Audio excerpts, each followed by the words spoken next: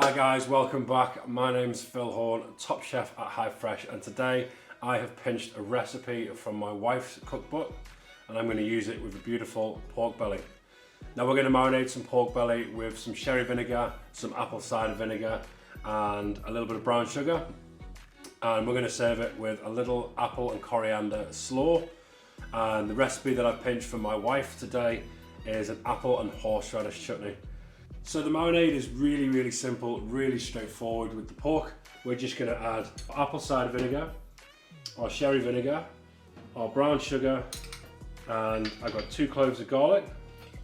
Going to mix around just to dissolve that sugar, and our pork belly straight in. So we'll leave that and we'll come back in 12 to 24 hours and let's move on to our chutney. Now for the apple and horseradish chutney, we want a nice medium heat. Peel and de-seed the apples.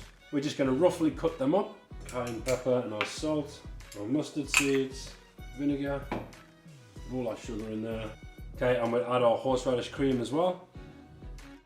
So I'm also going to add around about 100 ml of water. This will just help the sugar melt, it'll help everything stop sticking to the pan.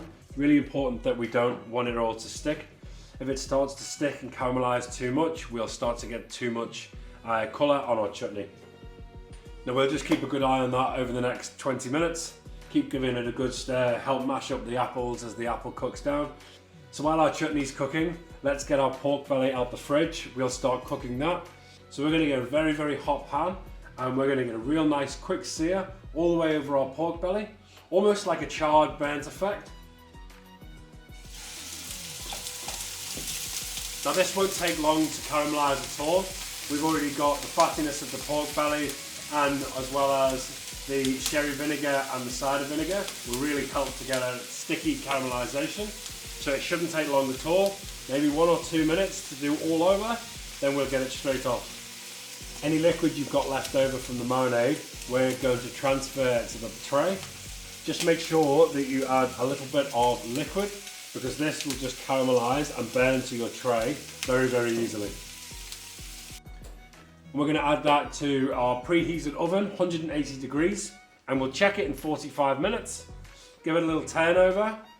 Probably going to take about an hour, but we'll give it a good check in 45 minutes first, and then we'll come back to it. So our chutney's been going for about 20 minutes now. As you can see, the consistency is all pretty much there. We've constantly been mashing up all the apples as we go along, and as you can see, we've got this real nice caramelization. All the water's nearly evaporated out. Now once this sets, it will go really firm, almost like jelly-like. If it does seem too firm, you can always just put it back on the stove. A little bit of water just to loosen it down, and it'll make it give it a real good consistency again. Okay, I'm pretty happy with where that's at. I'm just going to turn that off. So our pork's nearly ready to go. Let's get our garnish ready. So just like we did before, going to finely slice nice little strips. Okay, now our spring onion, roughly cut our coriander, and then again with our chilli. Now I'm going to take the seeds out of the chilli this time. I don't want the heat to overpower the sweetness that we've got going on in the chutney. Nice, fresh, crisp salad.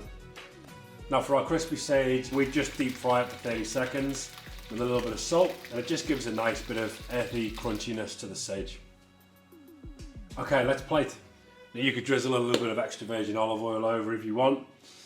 You could even put a little bit of red wine gear if you fancy. Personally, I think the chutney and the pork with that crispness of the fresh salad is all it needs. Why not give it a go? See you now.